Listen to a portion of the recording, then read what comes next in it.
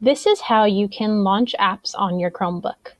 First, open your Chromebook and log in using your CUSD login or your Clever badge. Then, once you're on your Chromebook, you want to go down to the bottom left corner. You will see a little circle. That's your apps launcher. Click that to open up your most common used apps. You can also search for the app or program by typing here in the search bar. If you don't see your app here, you can click this arrow and that will open up all your apps. You will see that there are plenty here. And if you see little dots on the side, that means you have multiple pages of apps. Click the dots to go up and down. Once you find the app that you want to open, click it and it will launch. To close an app, just click the little X in the top right corner and it will close.